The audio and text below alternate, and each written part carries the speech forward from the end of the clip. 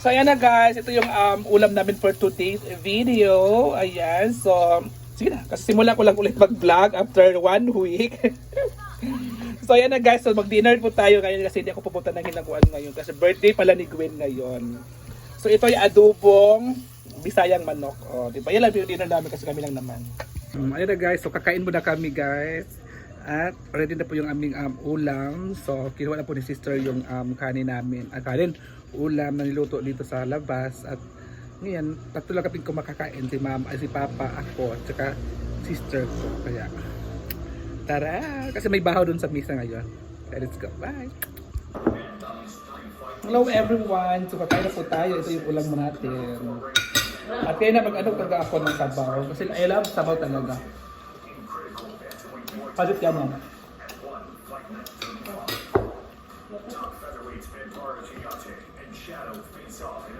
Ini na si ano? Si ano ba? Si Mama. Tatlo lang kasi dito kami kakain guys. Ito na guys. Lasing lang. Nang nakuha ni. Anak ni Papa, Kain tayo ba? daw kita ako.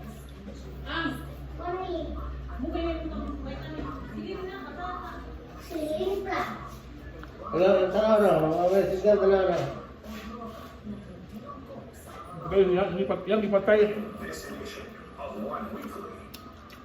Apa? Ayun na. Jonathan DeVilla's kickboxing clinic. Collins Ortiz, dangerous power. And Aslan John Portikov's explosive knockout. Welcome to One Weekly. On October 5th, Ang signal eh. it returns to No, it's not.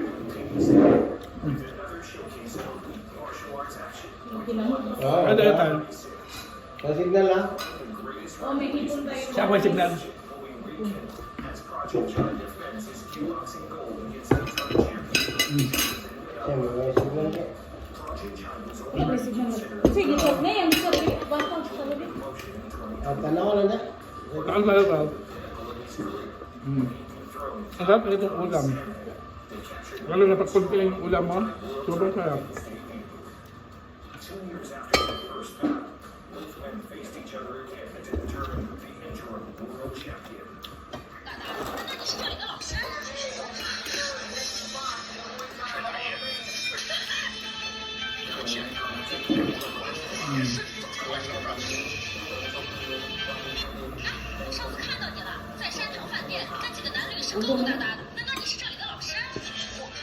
Mama. Wala eh.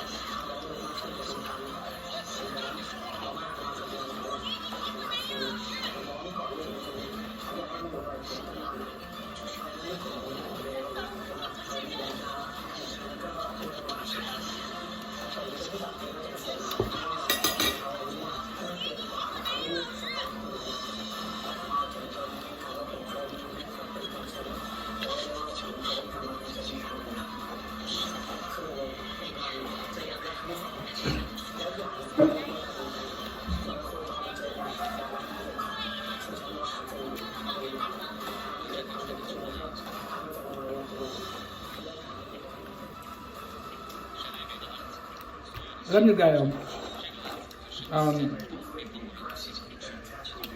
hindi ko nakapunta lang Hinaguan kasi nabisita kasi ako dito sa bahay. Kapag ngayon, umuwi na kagab kahapon. Ay, umuwi na si Daddy Ed yun. Si Daddy Ed kasi Hindi na kapag sa camera. Kasi ayun naman kasi sa camera.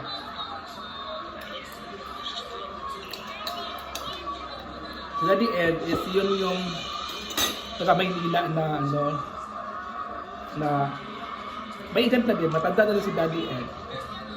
At siya ay dati ay nakatira sa bahay niya. At siya ay ano na doon yan? 3 months ata sa kanya. 3 buwan sa kanya dati. Tapos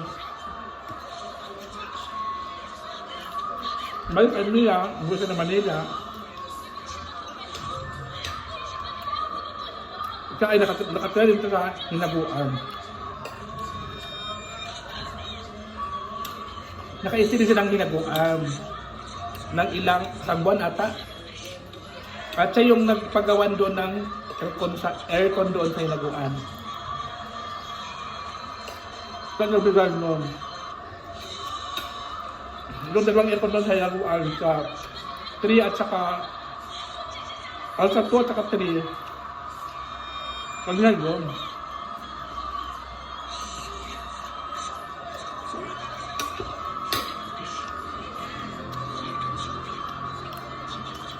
Ngayon,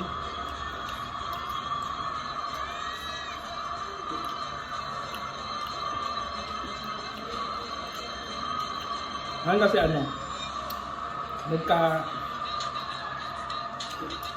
nagka-isuhan, kaya yun, umuwi na.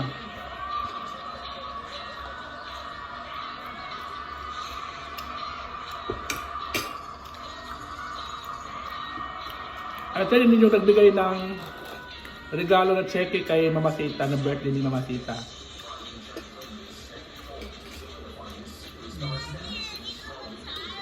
So, din nagbigay nun.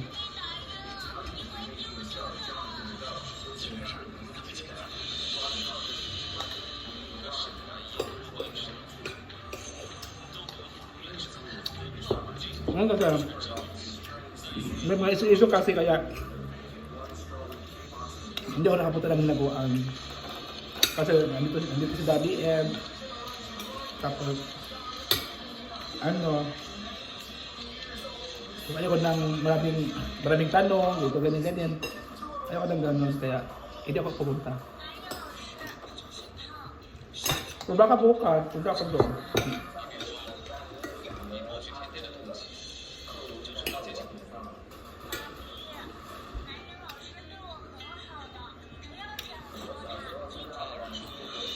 Siguro lang. Ang sarap. Ang sarap, ano yung tunay na sabaw-sabaw? No.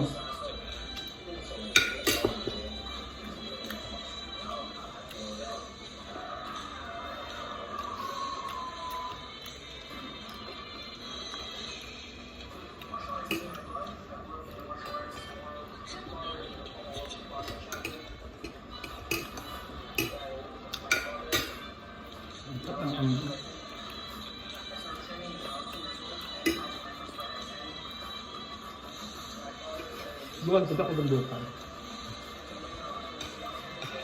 Pagkapit ko na yung yaw-yaw ni Madam.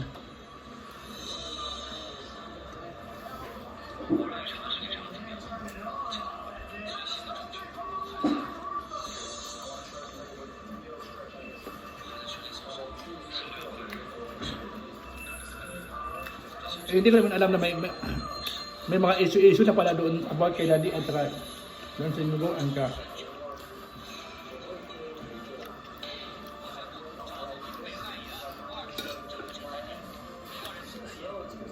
Ayaw na ipit.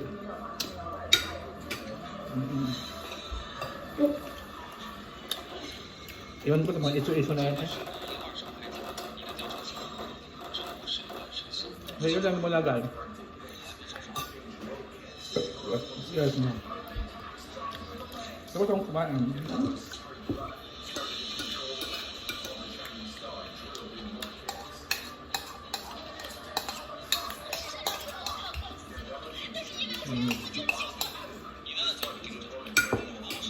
Yeah, thank you so much. Bye-bye.